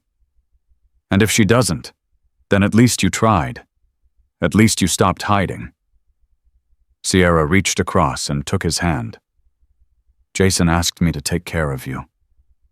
Part of that means not letting you disappear again. Walter was quiet for a long moment. His thumb traced the raised letters on Jason's dog tags. His grandson's name. His grandson's blood type. Everything the military needed to identify a body. I'll call her, he finally said. Today. Good. But I want you there when I do. Of course, sir. Whatever you need. The phone call happened at 2 in the afternoon. Sierra sat beside Walter on his worn couch while he stared at the number on his phone screen. His daughter's contact information. Sarah Chen Morrison. He'd added it 3 years ago when Jason had given it to him hoping he'd use it. He never had. I can't do this, Walter whispered. Yes, you can. She hates me. Then let her tell you that herself. You've been assuming the worst for 20 years without ever giving her a chance to prove you wrong. Walter's finger hovered over the call button. His hand was shaking so badly he almost dropped the phone.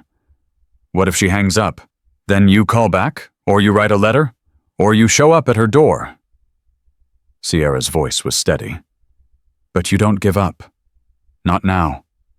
Not after everything. Walter closed his eyes, drew a deep breath, and pressed the button.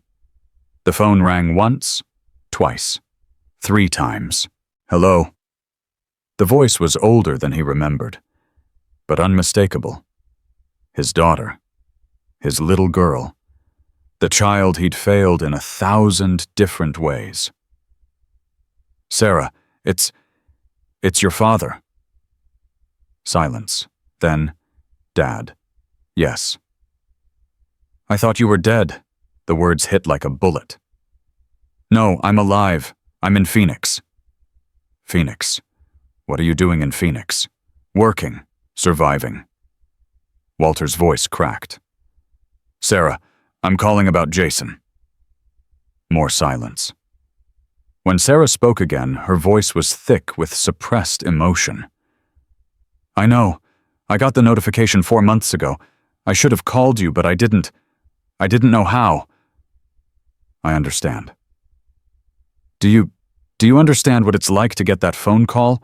To hear that your son is dead, and know that his grandfather doesn't even know because you were too proud and too hurt to tell him, Sarah. I wanted to call. 100 times I picked up the phone, but every time I thought about hearing your voice, I remembered everything. The fights, the drinking, Mom crying herself to sleep every night. And I couldn't. I just couldn't.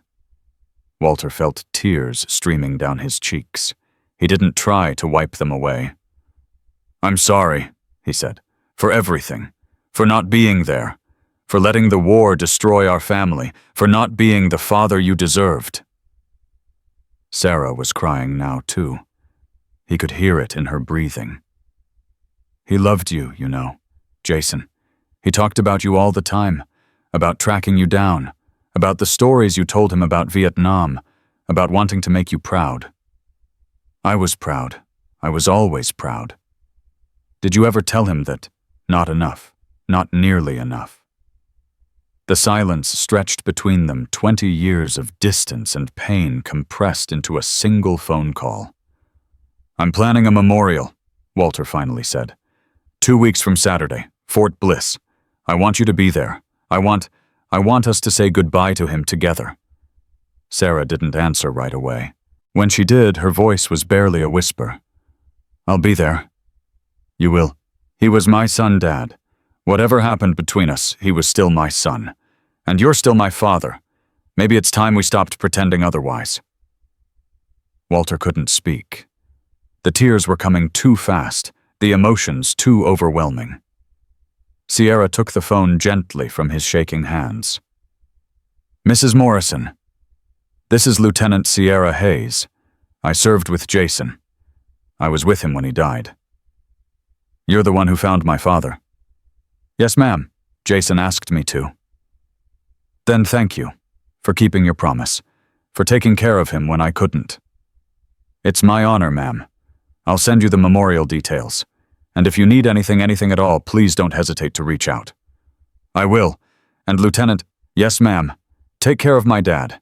He acts tough, but he's been broken for a long time. Sierra looked at Walter, who was sitting with his face in his hands, his shoulders shaking. I will, ma'am. I promise. The call ended. Sierra sat beside Walter and put her arm around his shoulders. She didn't say anything. There was nothing to say. Sometimes the only comfort was presence, the knowledge that you weren't alone. She's coming, Walter finally managed. After 20 years, she's coming. She never stopped loving you, sir. She just forgot how to show it. How do I face her after everything? The same way you faced Vietnam, the same way you faced losing Jason. One step at a time. One breath at a time. Sierra squeezed his shoulder. And not alone, never alone. Not anymore. Walter looked at her with red-rimmed eyes. Jason saved your life. Yes, sir. But you're saving mine. Sierra's throat tightened. We save each other.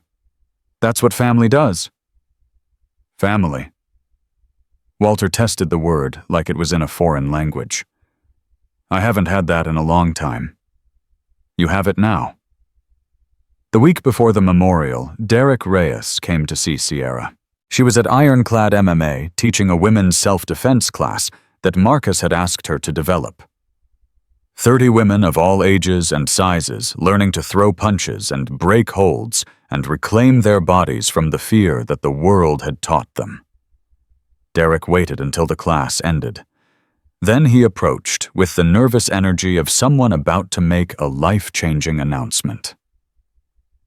Ma'am, I need to talk to you. Derek, what's going on? I made a decision about what you said, about using my experience to help others. He straightened his spine. I'm re-enlisting, Army instructor position at Fort Sam Houston, combat medic training. Sierra smiled. That's great news. I shipped out the day after the memorial. I wanted to thank you for showing me that it's possible. To be broken and still be useful. To have a TBI and still serve. You were never useless, Derek. You just needed someone to remind you of that. You did more than remind me, ma'am. You showed me what a real warrior looks like. Someone who fights for people who can't fight for themselves. Someone who keeps promises even when it costs them everything. I just did what Jason would have done. Then he must have been an incredible man. He was. The best I ever knew. Derek hesitated, then reached into his pocket and pulled out a challenge coin. Army medic insignia on one side, the combat medic prayer on the other. I want you to have this. From one warrior to another. Sierra took the coin, turned it over in her hands. The metal was warm from his body heat. Thank you, Derek. This means more than you know. You saved me, ma'am, whether you realize it or not. You saved me. He saluted. She returned it. Then he turned and walked away, his spine straight, his head high, his future finally visible.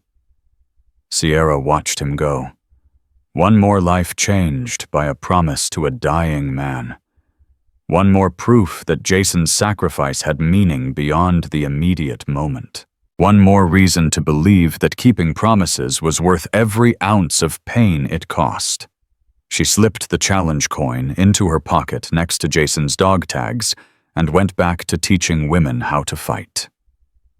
The memorial was 3 days away. Walter and Sierra met at the cemetery to review the arrangements. Fort Bliss National Cemetery spread out before them rows of white headstones marking the final resting places of warriors who had given everything. "They found a spot for him," Sierra said quietly, "near some of his Marine brothers. The view overlooks the mountains." Walter nodded slowly. His hands were steady now. The trembling that had plagued him since the day she'd met him had finally stopped. "It's beautiful." He would have liked it. He would have complained about the formality and then secretly been honored. Walter almost smiled. He was like that. Pretended not to care about recognition, but he kept every award, every commendation. Had them displayed in his apartment like trophies. "I know. I helped him hang some of them." They walked among the headstones, reading names and dates, each marker representing a life given in service. So much sacrifice, so much loss. And somehow the country kept going, kept asking its young people to die for causes they might never fully understand. "Did he ever talk about dying?" Walter asked suddenly. "About what he wanted?" Sierra was quiet for a moment. "Once, after a mission that went bad. We lost 2 guys, and Jason had to make a decision that saved the rest of us, but cost him something. I found him sitting alone staring at the stars. What did he say? He said that if he ever died in combat, he wanted people to remember him laughing, not crying over his grave, not turning him into some kind of martyr, just laughing. Because that's how he wanted to live, full of joy, even when everything was falling apart." Walter wiped his eyes. "That sounds like him. I'm going to share that at the memorial, with your permission. I think people need to hear it. I'd like that. I'd like them to know who he really was, not just the SEAL, the man." They reached the spot where Jason would be laid to rest. Empty now, waiting for the ceremony that would fill it with meaning. Sierra knelt and touched the grass. "We're almost there, brother," she whispered. "Just a few more days. Then you can rest." Walter knelt beside her. 2 warriors bound by grief and love, and a promise that had brought them here. "Thank you," he said quietly. "For what? For not letting me disappear. For not letting his sacrifice be meaningless. For being the daughter I never had." Sierra looked at him. "And thank you, sir, for being the family I lost when Jason died." They stayed there as the sun began to set, 2 people who had found each other in the wreckage of loss and built something worth having from the ruins. The memorial would come. The tears would fall. The flags would be folded. And somewhere Jason Chen would finally rest, knowing that the people he loved were taking care of each other, just like he'd asked, just like Sierra had promised. The morning of the memorial arrived with a sky so clear it hurt to look at. Sierra stood in front of the mirror in her hotel room, adjusting her dress whites. The uniform was crisp and perfect, every crease sharp, every medal aligned. She'd earned each one of them in places the world would never know about, doing things that would never appear in history books. But today wasn't about her. Today was about Jason. She picked up his patrol cap from the desk and held it to her chest. 4 months since Yemen. 4 months since she'd watched him die. 4 months of carrying a promise that had led her here to this moment, to the end of a journey she'd never expected to survive. "We did it, brother," she whispered. "Your grandfather is okay. Your family is coming back together. Everything you asked for." The Cap offered no response. It never did. But somehow she felt like he could hear her anyway. A knock at the door. "Ghost, it's time!" Colonel Diana Reese stood in the hallway wearing her own dress whites. 32 years of service reflected in every ribbon, every insignia, every hard-won badge of honor. "You ready?" Diana asked. "No, but I'm going anyway." That's usually how it works. They walked to the car together. The drive to Fort Bliss took 20 minutes, but it felt like hours. Sierra watched the desert landscape pass by and thought about all the places she'd been, all the missions she'd completed, all the people she'd lost. Jason wasn't the first. He wouldn't be the last. But he was the one who changed everything. "What are you going to say?" Diana asked. "I don't know yet. I'll figure it out when I'm standing there." "That's not like you. You always have a plan. Plans are for missions. This is something else." Sierra paused. "This is goodbye." Diana didn't respond. She understood. Some things couldn't be planned.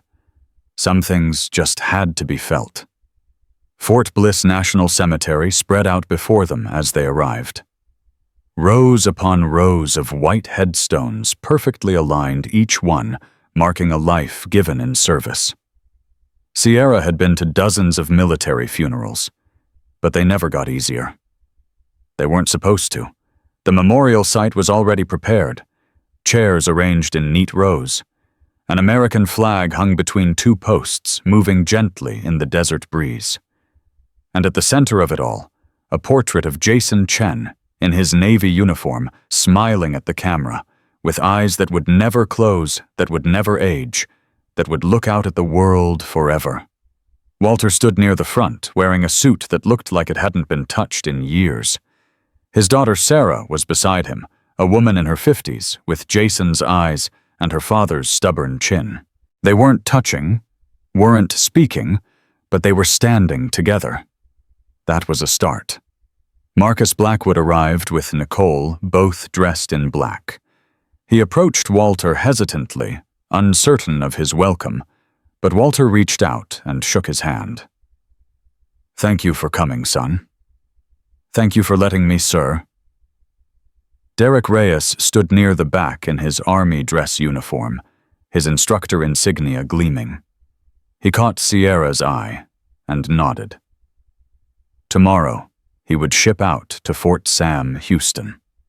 Today, he was here to honor a man he'd never met, but would never forget. Members of SEAL Team 3 began arriving in groups. Men and women who had served with Jason, who had trained with him, who had trusted him with their lives. They greeted Sierra with the quiet respect of warriors recognizing one of their own. Ghost, Hammer, Prophet, Doc. Names, nicknames, the shorthand of people who had seen too much to waste words on formalities. At 1000 hours, the ceremony began. The chaplain spoke first, offering words of comfort that Sierra barely heard. Then the commanding officer of SEAL Team 3 giving the official eulogy that reduced Jason's life to deployments and commendations and the clinical language of military accomplishment. Then, it was Sierra's turn. She walked to the front on legs that felt like they belonged to someone else. The crowd was larger than she'd expected. 50 people. Maybe more. Friends, family, warriors. All of them watching her, waiting for her to say something that would make sense of a loss that could never make sense. She looked at Jason's portrait, at his smile, at the eyes she'd looked into 1,000 times across training fields and battlefields and quiet moments between chaos. "Jason Chen was my swim buddy," she began. "For those who don't know, that's the most important relationship in SEAL training. Your swim buddy is your partner, your backup, your responsibility. If they fail, you fail. If they quit, you quit. You're bound together from the first day of buds until one of you dies." She paused. "I always thought I'd go first." "Jason was better than me. Stronger. Faster. More natural at everything we did. He used to joke that I was the weak link in our chain, that he'd have to carry me across the finish line." A soft laugh rippled through the SEALs in attendance. They knew the dynamic. They'd lived it. But here's what he never understood. The reason I made it through hell, week through buds, through every impossible mission we ever ran, wasn't because I was strong. It was because he wouldn't let me quit. Every time I wanted to give up, he was there, pushing me, challenging me, refusing to accept anything less than my best. Her voice cracked slightly. 4 months ago, in a place I can't name, doing a job I can't describe, Jason stepped into a line of fire that was meant for me. He saw the threat before I did. He moved before I could react. And he died so that I could live. Silence. Absolute and complete. His last words were about his grandfather, about a promise he wanted me to keep. He said, "Find my old man. Tell him I forgive him. Take care of him, Ghost. Promise me." Sierra looked at Walter, who was crying openly, now his daughter's hand finally gripping his. "I made that promise. And I kept it. Not because I'm brave, not because I'm honorable, because Jason believed I could. Because the last thing he saw before he died was my face, and the last thing he asked for was trust." She turned back to the portrait. Jason wanted people to remember him laughing. He told me once that if he ever died in combat, he didn't want tears and speeches. He wanted joy. He wanted people to remember the good times, the jokes, the moments when everything was terrible, and he found a way to make it funny anyway. She smiled through her tears. "So I'm not going to stand here and tell you he was a hero. You already know that. I'm going to tell you that he once convinced our entire team to sing karaoke in a bar in Manila, and he was so terrible that the owner asked us to leave. I'm going to tell you that he cried during romantic comedies and pretended it was allergies. I'm going to tell you that he was the worst poker player I've ever met because he couldn't bluff to save his life." Laughter now. Real laughter. The kind that came from recognition, from shared memories, from love. That's who Jason was. Not just a SEAL, not just a warrior, a human being, flawed and funny and full of life, and the best friend I ever had. She snapped to attention and saluted the portrait. "Rest easy, brother. Your watch is over. We've got it from here." She held the salute for 3 seconds. Then she dropped it, turned, and walked back to her seat. The rest of the ceremony passed in a blur. The flag was folded. The rifle volleys echoed across the cemetery. Taps played on a bugle, the notes hanging in the air like ghosts that refused to leave. Walter accepted the folded flag with trembling hands. Sarah stood beside him, her arm around his shoulders, tears streaming down her face. When it was over, people began to disperse. But Sierra stayed. She needed a moment alone with him, one last goodbye before she returned to her team, her missions, her life. She knelt beside the headstone they would install tomorrow, traced her fingers across the temporary marker that bore his name. "I kept my promise," she whispered. "Your grandfather has family now. He has purpose. He's going to teach at the gym, help young men understand what real strength means." She placed her hand flat against the grass. "Your mom and grandfather are talking again. 20 years of silence broken because you asked me to find him. You did that, Jason. Even dead, you're still bringing people together." A shadow fell across her.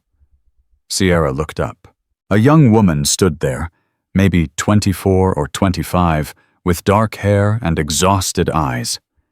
She was holding an infant against her chest, wrapped in a blue blanket. The baby was sleeping, one tiny fist clutching the woman's shirt. "Are you Sierra Hayes?" the woman asked. "Yes." "Who are you?" "My name is Lily Tran." The woman's voice was trembling. "I was Jason's wife." Sierra's world tilted. "His wife?" "We got married 6 months before his last deployment. It was quick. We wanted to wait to tell his family until he got back, until we could do it properly." Lily's eyes filled with tears. "He never got back." Sierra slowly stood. Her legs felt weak. Her mind was racing. "He never mentioned. He wanted it to be a surprise. He was going to reconcile with his grandfather first, bring everyone together, then introduce me and—" Lily looked down at the infant in her arms. "And his son?" "His son, James Walter Chen. He's 3 months old." Lily's tears were falling freely now. "Jason never got to meet him. He died 2 weeks before James was born." Sierra stared at the baby, at the tiny face that was somehow impossibly familiar, the shape of the nose, the set of the jaw. Jason's features rendered in miniature, sleeping peacefully in his mother's arms. "Does Walter know?" "No, I've been trying to find him. The notification went to Jason's mother, and she didn't know how to contact his grandfather. I've been searching for months." Lily looked toward the dispersing crowd. "Is he here? Jason's grandfather?" Sierra couldn't speak. Her throat had closed completely. She just pointed.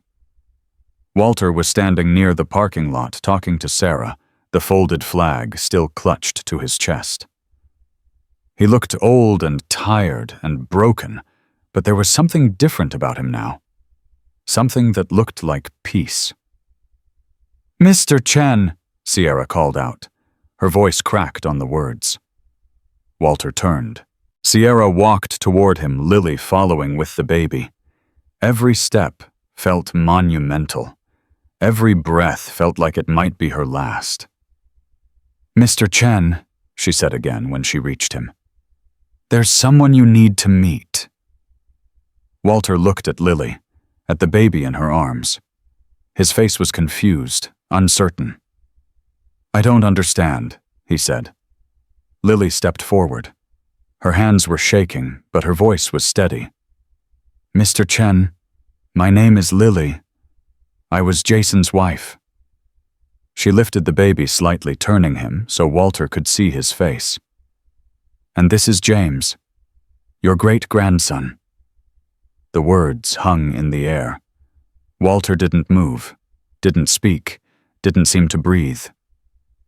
"I'm sorry I didn't find you sooner," Lily continued. "Jason wanted to introduce us properly. He talked about you all the time, about wanting to fix things, about wanting James to know his great-grandfather." Walter's voice was barely a whisper. "My great-grandson." "Yes, sir. James Walter Chen. Jason named him after you." Walter's legs gave out.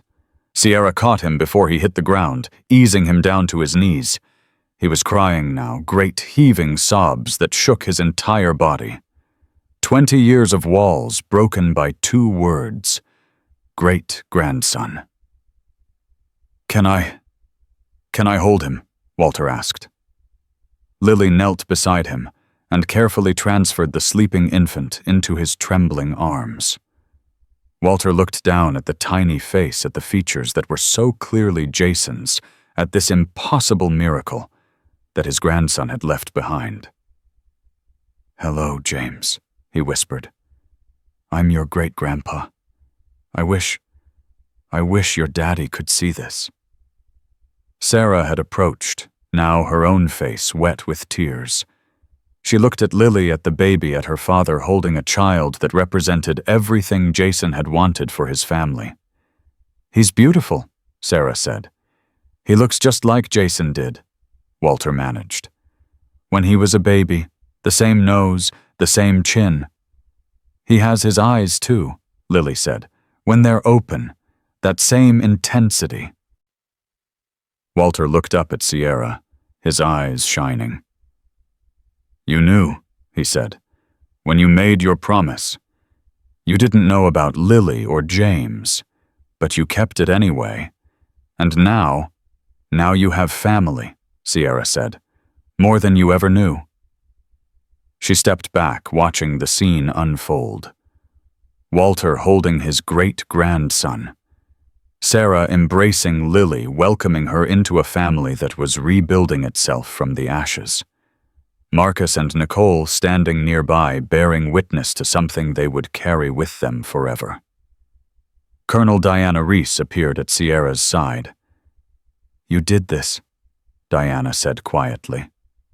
"All of this." "No, Jason did this. I just kept his promise." "Same thing in the end." Sierra looked at the headstone one more time. At Jason's name, soon to be carved in stone. At the legacy he had left behind. "He saved me, Colonel. Not just in Yemen. Every day since. He saved me from giving up, from disappearing, from becoming just another operator who did her job and felt nothing. What now? Now I go back, to the team, to the work. But I'll visit. I'll watch James grow up. I'll make sure he knows who his father was." Another promise, the last one. "After this, I think I'm done making promises I might not be able to keep." Diana smiled slightly. "That's not true, and you know it. You'll keep making promises until the day you die." "That's who you are, Ghost. That's what makes you one of us." Sierra didn't argue. She knew Diana was right. The crowd had finally dispersed. Only the family remained. Walter was still holding James, but he was standing now, Sarah and Lily, on either side of him. Marcus lingered nearby, uncertain if he should leave or stay. Sierra walked over to them. "I have to go," she said. Walter looked up. His eyes were still wet, but there was something in them now that hadn't been there before. Joy. Real joy. "Thank you, Lieutenant Hayes, for everything, for keeping your promise, for not giving up on an old man who had given up on himself. Thank you, sir, for raising the man who saved my life, for being worth saving." She knelt down and looked at James, at this tiny person who represented everything Jason had hoped for. "Hey, little man," she whispered. "Your daddy was a hero, the best I ever knew. And someday when you're old enough, I'm going to tell you all about him. Every story, every joke, every moment that made him who he was." She stood and faced Walter one last time. "Semper Fi, sir." "Semper Fi, Lieutenant." She saluted. He returned it with the hand that wasn't holding his great-grandson. A crisp, perfect military salute that bridged 50 years of service and connected two warriors who had found each other in the wreckage of loss. Then Sierra turned and walked away. Her boots crunched against the gravel path that led to the parking lot. Behind her, she could hear Lily asking Walter about Jason's childhood, Sarah offering to help with the baby, Marcus suggesting that James should take his first martial arts class at Ironclad when he was old enough. The circle wasn't just complete, it was expanding. Diana fell into step beside her. "You know you changed more than just Walter's life," she said. "Marcus is different. Derek found purpose. Lily found family. And that baby is going to grow up knowing exactly who his father was because you made sure of it. Jason did that, not me. You keep saying that. Because it's true." They reached the car. Sierra paused her hand on the door and looked back at the cemetery one last time. The family was still gathered around Jason's grave. Walter was pointing at something on the horizon, showing James the mountains, narrating a world that the infant was too young to understand, but would someday inherit. "Colonel," Sierra said. "Yes." "Do you think he knows Jason? Do you think he can see this?" Diana was quiet for a moment. Then she said, "I think the dead live on in the people they leave behind, in the promises we keep, in the lives we change because they changed us first." "That's not really an answer." "No, but it's the best I've got." Sierra nodded slowly. She opened the car door, paused, then reached into her pocket and pulled out the challenge coin Derek had given her. "Hold on to this for me," she said, pressing it into Diana's hand. "Give it to James when he's old enough to understand what it means." "What does it mean?" "It means someone believed in me when I didn't believe in myself, and now I'm passing that on." Sierra climbed into the car. "Tell him his Aunt Sierra will be watching. From wherever she is, whatever she's doing, she'll always be watching." Diana took the coin. "I'll tell him. And Colonel, yes. Thank you for everything, for pulling me out of that foster home, for showing me I could be something, for being the mother I never had." Diana's eyes glistened. "You were always something, Ghost. You just needed someone to see it." The car started. The engine rumbled to life. Sierra took one last look at the family gathered around Jason's grave, at the legacy of a man who had given everything so that others could have more. Then she drove away. The desert stretched out before her, endless and unforgiving, full of dangers that most people would never know existed. Somewhere out there another mission was waiting, another promise to be made, another life to be saved or taken or transformed.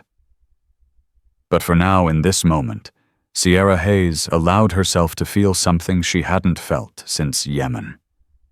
Peace. Not because the pain was gone. It would never be completely gone. But because the promise was kept.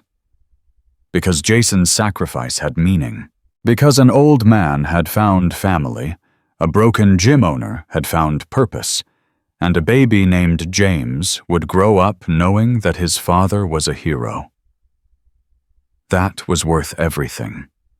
That was worth the pain and the loss and the endless nights spent wondering why she'd survived when Jason hadn't.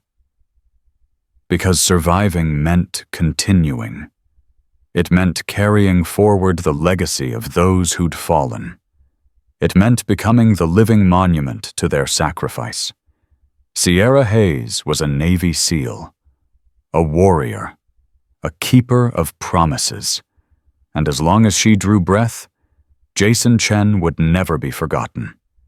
His story would be told to every new recruit, every struggling trainee, every person who thought about giving up. The man who stepped into fire so others could live. The man who used his dying breath to ask for forgiveness and trust and love. The man who taught her that real strength isn't about dominance. It's about protection. It's about sacrifice. It's about keeping promises even when keeping them costs you everything. Sierra drove toward the horizon, toward whatever came next, carrying the weight of memory and the lightness of purpose. Behind her, Jason's family began building a future from the ruins of their past. And somewhere in whatever place warriors go when their watch is finally over, Jason Chen smiled. His promise was kept, his legacy was secure, and the people he loved were finally taking care of each other. That was all he'd ever wanted. That was enough.